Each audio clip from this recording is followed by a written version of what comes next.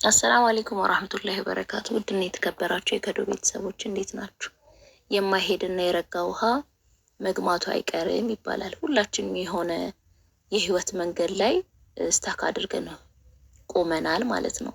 ማንም ሰው ተመችቶት ድሎት ላይ እንደማይኖረው ማወቅ አለብን። ህይወት እንደምንለብሰው አባያ፣ እንደምንቀባው ሜካፕ ሰዎች እንደ ፌክ ቀላል አድርገው እንደሚያሳዩን አይደለችም። ሰው ታሟል፣ ደክሞታል፣ ህይወት አድክሞታል፣ ብዙ ነገሮች አሰልችተውታል። ስለዚህ እኛ ትክክለኛ የደስታ ጣዕም እንፈልጋለን አይደል? ያ ደግሞ ከዲናችን ውጪ የለም፣ ከአላህ ውጪ የለም። ውዶች ይህንን ነገር ስነግራችሁ ቀላል አይምሰላችሁ። ደስታችን የሚነጥቁ ነገሮች ብዙ ነገሮች አሉ። ያ ቀላሉና ነገር ሁሌ ቀን በቀን ከምናደርገው ተግባራችን አንዱ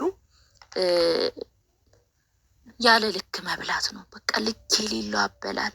ልክ የሌለው አበላል ቀላል ነገር ሊመስላችሁ ይችላል።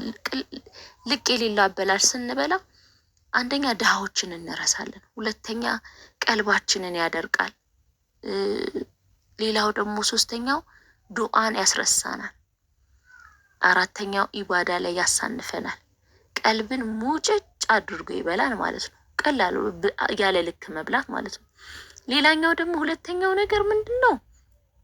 ብዙ ማውራት፣ ከብዙ ሰዎች ጋር ተገናኝቶ ማውራት፣ በቃ የባጡ የቆጡ ማውራቱ እና ሶስተኛው ነገር ደግሞ ልቅ እይታ ማለት ነው። ይሄ ሶሻል ሚዲያ አጠቃቀማችን ላይ አሁን ቲክቶክ ላይ ብንሄድ ልክ የሌለው ገደብ የሌለው የማያልቅ የማያቋርጥ ነው ያለው። ፈሳዱ፣ ሽርኩ፣ ቢዳውን እናያለን።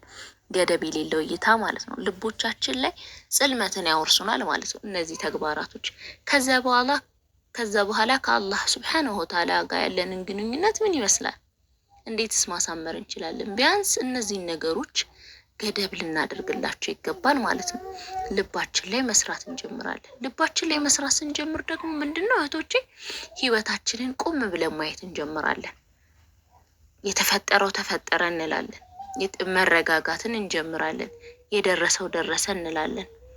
ሰው እኮ ቆም ብሎ ካላስተዋለ ትላንት የወደቀበትን ጉድጓድ ላይ ደግሞ መውደቁ አይቀርም። እስቲ ራሳችንን እንፈትሽ። ልቦቻችን ላይ መስራት እንጀምር ወዶቼ። የሚረብሹን ነገሮች ምንድን ነው ብለን ልንመለከታቸው ይገባል። ቀን በቀን ራሳችንን ለመለወጥ መልፋት አለብን እህቶቼ። አሰላም አለይኩም ወራህመቱላሂ ወበረካቱ።